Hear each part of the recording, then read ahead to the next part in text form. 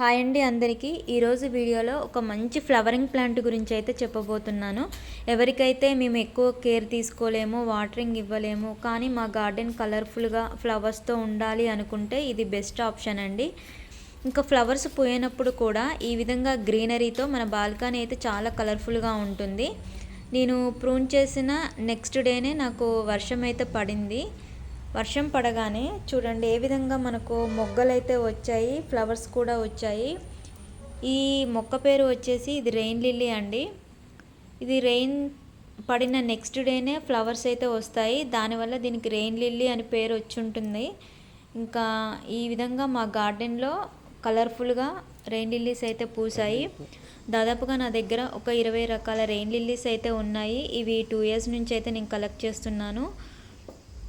ఏ rain lily చూసినా కానీ ఇది బాగాలేదు అని అనిపించేటట్టు ఉండే. చూడండి ఒక్కొక్క దాంది ఒక్కొక్క అందము, ఎంత అందంగా ఉన్నాయో చూడండి మీరే ఈ రెయిన్ లిల్లీస్. అయితే ఇవి మన గార్డెన్లో ఉండటం వల్ల నిజంగా మన గార్డెన్ అయితే చాలా కలర్ఫుల్గా ఉంటుంది. అసలు మనం కేర్ తీసుకోవాల్సిన అవసరం లేదు. రెయిన్కే అవి రెయిన్ పడ్డప్పుడే పూస్తాయి కాబట్టి రెయిన్ వచ్చినప్పుడు మనం ఎట్లా వాటర్ ఇవ్వం కదండి, వాటంతట అవే చూడండి ఎంత అందంగా పూలైతే పూస్తున్నాయో. ఇంకా మనకు సమ్మర్లో కూడా ఎలాంటి కేర్ కూడా అవసరం లేదు. ఆ కింద మనకి ఎలాగో బల్బ్స్ ఉంటాయి కాబట్టి ఎప్పుడైతే మనకు వర్షం పడుతుందో అప్పుడు ఈ విధంగా మనకు పూలు అయితే పూస్తాయి. ఇంకా వీటిని ఎలా మనం ప్రాపగేట్ చేసుకోవాలి అంటే వీటికి 2 రకాలుగా అయితే చేసుకోవచ్చు అండి. కొన్నిటికైతే మనము సీడ్స్తో ప్రాపగేట్ చేసుకోవచ్చు, కొన్నిటికైతే బల్బ్స్ ఉంటాయి కింద.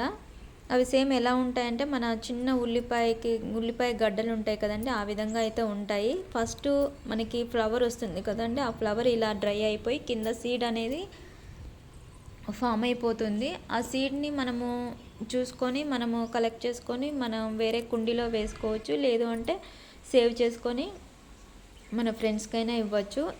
ఆ సీడ్స్ ఎలా ఉంటాయంటే ఇక్కడ చూపిస్తున్నాను చూడండి, ఈ విధంగా బ్లాక్ కలర్లో ఉంటాయి సీడ్స్. ఈ సీడ్స్ని మనం జాగ్రత్తగా కలెక్ట్ చేసుకొని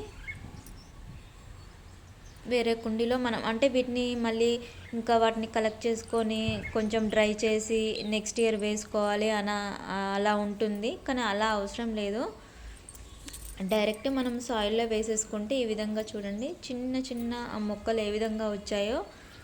మనం సీడ్స్ వేసిన ఒక 1 వీక్లోనే 1 వీక్ ఆర్ 10 డేస్లో అయితే మొలకలు అయితే వస్తాయి.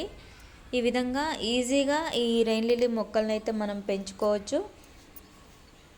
చాలా అంటే ఒక్కసారి మన గార్డెన్లోకి వస్తే అవి మల్టిప్లై అవుతూనే ఉంటాయి ఈ రెయిన్ లిల్లీస్ అయితే. ఇంకా నెక్స్ట్ వచ్చేసి ఇంకొకటి బల్బ్స్తో ఎలా అంటే దీనికైతే నాకు సీడ్ అయితే ఫామ్ అవ్వట్లేదు. పక్క నుంచి చూడండి ఈ విధంగా బల్బ్స్ అయితే వస్తున్నాయి. వీటిని అయితే సపరేట్ చేసుకొని మనం వేరే కుండీలో వేసుకొని ఇంకా వాటిని మనం మల్టిప్లై చేసుకోవచ్చు.